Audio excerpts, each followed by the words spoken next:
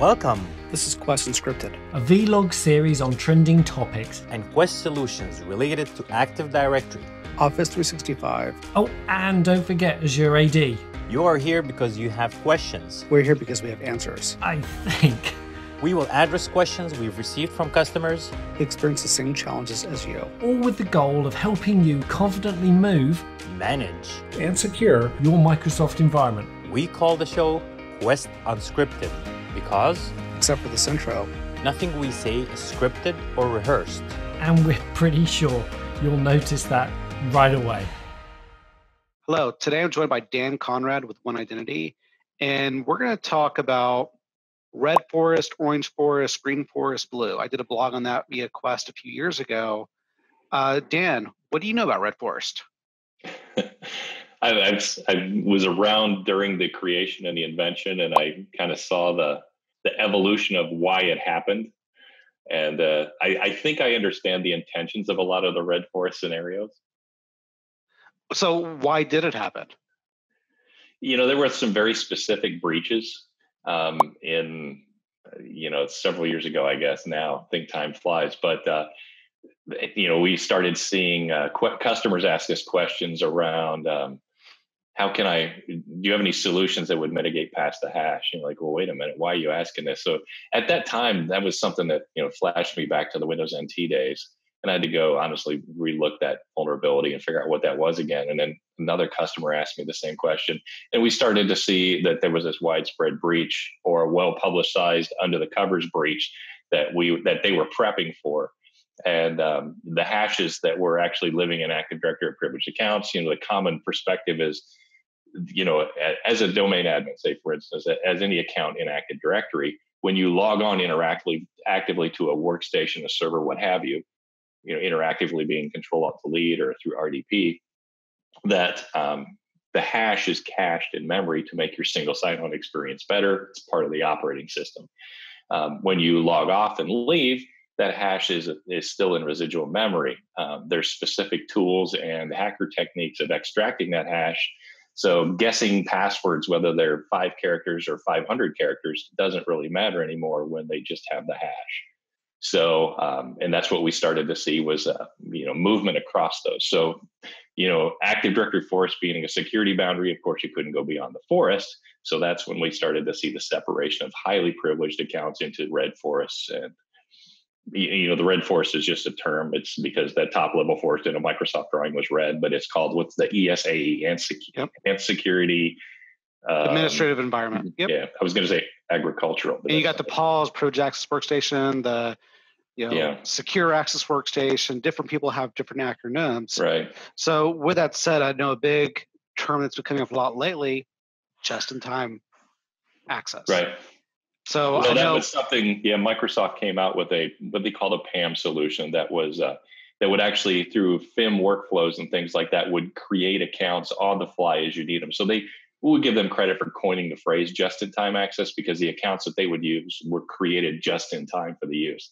That seemed a little bit extreme to us. So our version of just-in-time is disabling the accounts when not in use and stripping the group memberships when they're not necessary. Now, didn't One Identity recently add something with active roles really to do that just-in-time access? Right. So it's with our Safeguard, which is our privileged access management solution. Now, is that a separate buy or what's going on there? It's 2 separate products that work together. So 2 great tastes that taste great together. So the way it would work is you would take Active Directory accounts and you would enroll them in the PAM solution, whether you want to check out passwords or you simply want to check out sessions to, say, a domain controller to apply a patch or whatever it is you're going to do. So you would go to Safeguard and you would check that out. And if you're going to check out the password, the account you're checking out has absolutely no group membership other than just the basic domain user's group membership. When I check it out, that account is designated to go into the domain admins group upon checkout or whatever group you've predetermined. So you can have things like workflow approvals and Safeguard. So I check it out, maybe my manager, maybe the contract lead, whatever has to approve that. Once it's approved, it's available for me to use. Upon that approval, it'll populate the group membership and using active roles to do that. And then I go, theoretically go do what I needed to do. And then I check it back in. And then when I check it back in, it strips the group membership, changes the password, and disables the account. So it should be utterly useless at that time. Yep. Even if I've left residual hashes, they should not be able to authenticate. Great. We're going to talk about Orange Forest. I helped coin this concept probably 2016, 2017. Dan, I've talked to you about it. From your words, what is? I want to make sure I've communicated effectively and that you can communicate what it is. Well, when I first heard you say the word orange forest, I thought, well, my hunting vest isn't going to be of any value in this orange forest. But so it's kind of a hybrid environment where, and correct me if I'm wrong here, but, in a true red forest scenario, one of the things that's recommended is you turn off NTLM. And we haven't found a lot of customers that are actually able to do that. So this gives you that, it's a lot of the initiatives of the red forest, but not fully engaging the red forest by turning off NTLM authentication. And just a short plug for Change Otter, we had version 7.1 come out June 2nd, and we can now audit and identify where NTLM version 1 is being used, as well as version 2. So check out that other video around that. What tool sets are involved in the Orange Forest that Quest provides? Well, from the one identity perspective, around the orange forest, or stepping back a notch from a full-on red forest, is a lot of the intended purpose of a red forest can be accomplished probably better than building a very complex architecture and do something like what you call an orange forest, where I can leave NTLM running, but I can control how it authenticates. I can control who's using it, and I can even with Change Otter now, I can even see if I'm even using it. Well, I love having the workflow approval capabilities as well.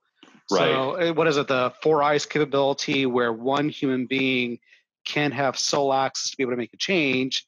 Before I make a change, maybe I want Dan to approve it. Maybe I don't, but maybe I do. And that's a good function of GPO admin. And from a GPO perspective, and you look at some of the large Active Directory breaches, especially the ones that where ransomware was spread via GPO. That's a pretty interesting use of a GPO. So I'm a big fan of taking any of the default GPOs, or really any GPO that touches everything. Honestly, I could say best case, try not to have any GPOs besides default GPOs that touch everything. Don't let things touch everything. And those default GPOs that do touch everything, default domain controllers GPO, default domain GPO, lock those with Change Auditor. Set what you need and then lock them with Change Auditor. So if somebody does breach the environment with a domain admin account or credential, they're still not going to be able to spread ransomware through a GPO. Then take your other GPOs and compartmentalize them and only apply them where they need to be. Yep. Yeah, one of the things we're doing in our security assessment, you can go to www.quest.com/security assessment. We do look at the GPO permissions because unbeknownst to a lot of different people, Dan, if you're a member of group policy create owners and you weren't domain admin, you still have right control of the different GPOs that you created. Right. So if you're interested, please check that out, and we could maybe show you some different vulnerabilities in your environment. All right. Thanks, Dan.